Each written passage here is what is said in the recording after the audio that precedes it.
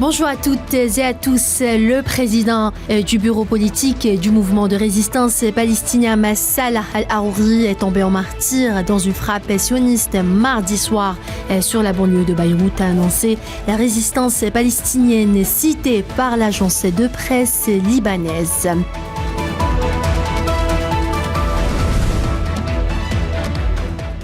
Le chef du mouvement de la résistance palestinienne Hamas, Ismail Haniyeh, a affirmé mardi que le mouvement ne sera jamais vaincu après la mort de son numéro 2, Salah al-Harouri.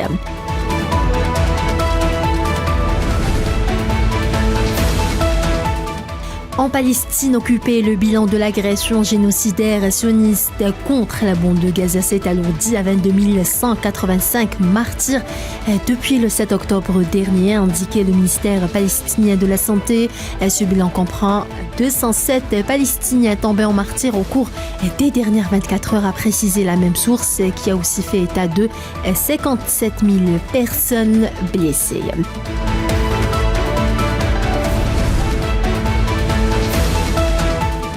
Et puis, des agences des Nations Unies ont exprimé hier leur inquiétude quant à la menace de faim et de maladies dans les zones surpeuplées à Gaza.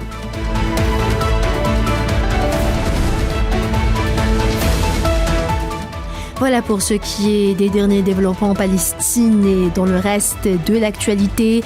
L'Algérie a entamé mardi son mandat en tant que membre non permanent du Conseil de sécurité des Nations Unies pour une durée de 2 ans. Le drapeau national a été installé au siège des Nations Unies aux côtés de ceux des autres membres du Conseil par le représentant permanent de l'Algérie auprès de l'ONU, Ammar Benjama.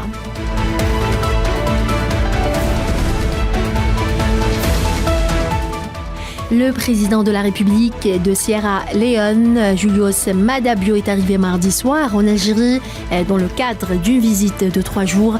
Maada Bio a été accueilli à son arrivée à l'aéroport international Ouari Boumediene d'Alger par le Premier ministre algérien Nadir Larbaoui.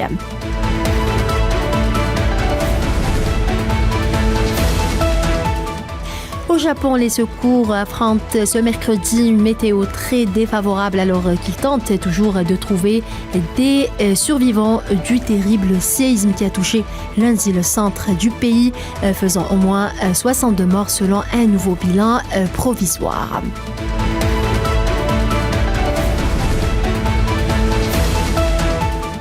Les juniors docteurs médecins au statut proche de celui des internes vont cesser le travail en Angleterre pendant 6 jours à partir de ce mercredi pour réclamer des augmentations.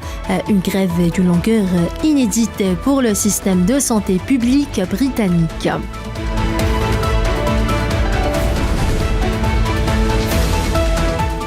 Au Tchad, le ministre d'État secrétaire général de la présidence tchadienne a dévoilé mardi la composition du nouveau gouvernement dirigé par Succès Masra. L'annonce de la nouvelle équipe gouvernementale composée de 41 membres dont 5 ministres d'État et 11 secrétaires d'État intervient au lendemain de la désignation de l'opposant Succès Masra au poste de Premier ministre.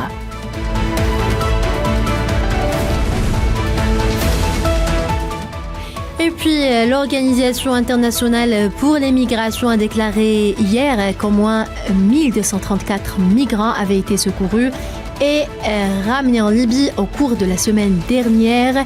Sur la période du 24 au 30 décembre 2023, 1234 migrants ont été interceptés et renvoyés en Libye, a indiqué l'OIM. Voilà, c'est la fin de ce bulletin d'information. Merci à vous tous de l'avoir suivi et à demain.